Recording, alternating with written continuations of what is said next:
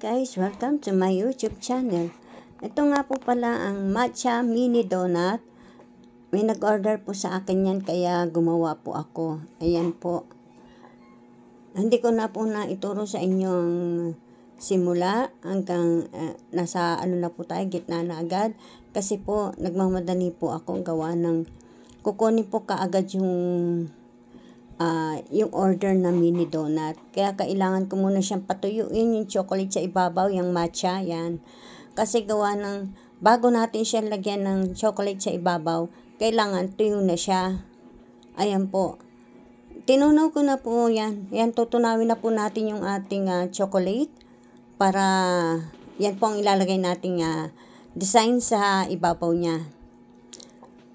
Ayan, kumukulo na yung tubig. Yan. Nahalo ko na po yung chocolate. Yan. Pag natunaw po siya, ilalagay ko na po siya sa isang plastic at i-design po natin sa ibabaw ng donut. Kaya madalian lang po yung aking gawa dahil gawa ng sabi sa akin ibabalikan daw po niya kaagad yung order niya. Kaya nagmamadali po ako dyan. Hindi ko na po sa inyo na ituro ang kabuuan ng paggawa ng mini donut.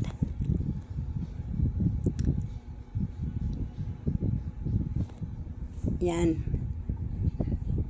Medyo nagmamadali talaga ako dyan sa video na yan kasi nga iniisip ko kasi baka biglang dumating yung umorder, kuhain na, hindi pa naayos yung mini donut.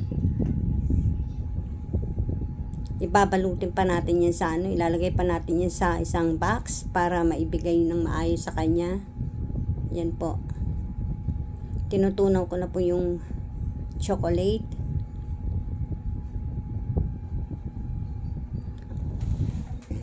Actually, merong chocolate na madaling matunaw. May chocolate na ang tagal, ang hirap tunawin. Oo, na-experience ko yan. Tapos meron pang chocolate na parang nagbibilog-bilog. Parang ano pa, magaspang. Hindi siya makinis. Yan. Yan, nahihirapan akong tunawin yan dyan. Kasi gawa ng yung chocolate niya, parang hindi maganda. Pagka siya tumatagal sa ang tagal niyang matunaw. Tapos pag tumagal siya sa ganyang style na, yan, di ba, may tubig, pinapainit natin, tapos nasa ibabaw yung, yung chocolate. Yan po ay pag tumagal po yung chocolate na yan, parang nagiging magaspang siya. Kaya, tinatansya ko kung hanggang na alisin ko kagad yung chocolate kahit na hindi pa siya kasi hindi maganda ngayon nabili nating chocolate para sa gagawin nating mini donut kaya natagalan ako sa pagpapatunaw diyan sa chocolate na yan. Pero masarap naman yung chocolate na yan. Ang problema nga lang ay matagal siyang tunawin. Pagka pasobra siya, nagiging magaspang na siya. Kaya kailangan inuumpisa niya na po. Nilalagyan na po natin sa ibabaw kasi tuyo na yung matcha niya. Yung matcha flavor. Ayan po. Madali lang po yan kasi order lang po yan. Kaya hindi natin na talaga maano ang video natin. Ano po? Yan. Yan na po yung chocolate na ginagamit ko. Mahirap siyang tunawin.